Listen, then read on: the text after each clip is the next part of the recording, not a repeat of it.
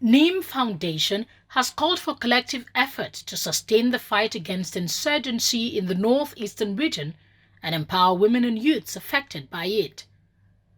The foundation's executive director made the call in Abuja at the Time to Tell the Truth campaign launch organized by the group. She had this message for Nigerians.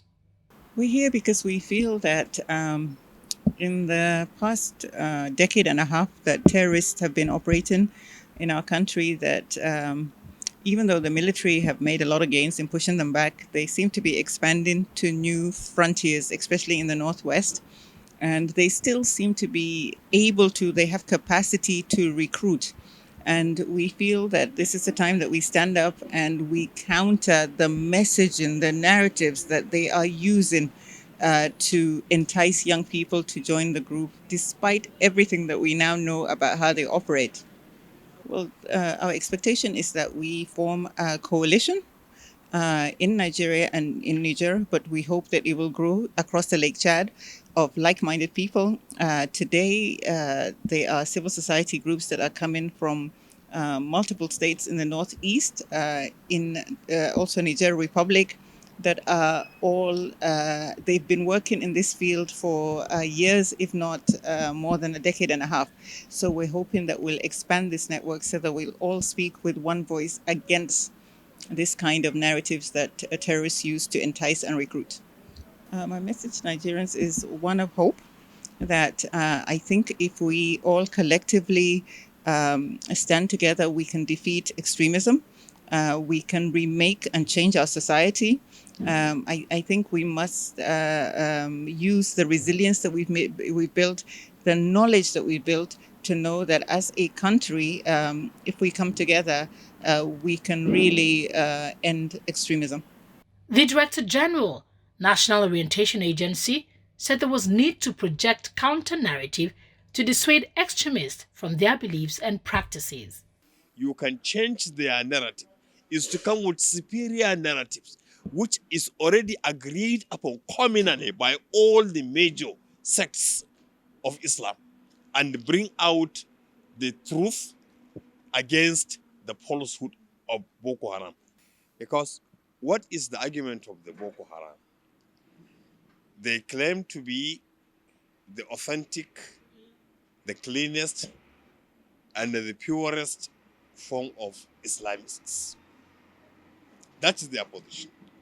But for everything that they have done, by way of action, by way of their practice of the religion, by way of their relationship with others, is completely a negation of what the Islamic doctrine, the Islamic religion, the tenets of Islam all teaches or all teach. Speaking on behalf of the state, Borno State Commissioner for Home Affairs said the state was making more efforts to ensure that the original inhabitants affected by extremist activities and insurgency return to their ancestral homes. The government also took a very giant step to ensure that people are returned to their ancestral homes. Because areas where there are nobody living, that was the areas that the insurgents also find a place to hibernate. And with the return of the IDPs back to their respective areas, that is also equally not much of a place for them to stay and perpetuate their nefarious activities.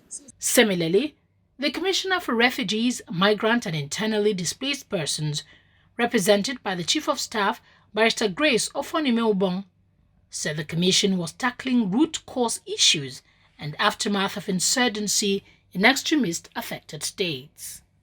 Okay, before you talk about tackling these issues, you have to look at the root causes, which is why we are here at this event, the violent extremist activities that causes all this displacement in the first place. So at the commission, we try to see that we help protect and assist the internally displaced persons when we have the activities of the extremists affecting their daily life, education, causing unemployment and a lot of suffering, especially for the women and children.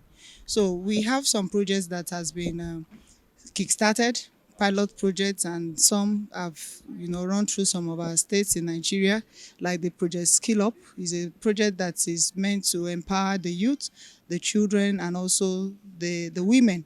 This project is geared towards making sure that the unemployment that is caused as a result of these extremist activities is succored. That means these people should gain some kind of skill for them to bounce back to life. And also we have the Project Zero Hunger. Once there are extremist activities, a lot of persons suffer, especially basic needs. The Project Zero Hunger is to make sure that the basic needs of the displaced persons are given to them through starter packs for those that are giving the entrepreneurial skill. And then we also have Project Total Health. Project Total Health is to ensure that those that suffer from some traumatic experience, that they have the necessary counseling that is needed to help them come out of such traumatic experiences, and then through gradually, the counseling sessions and all that, they are able to bounce back.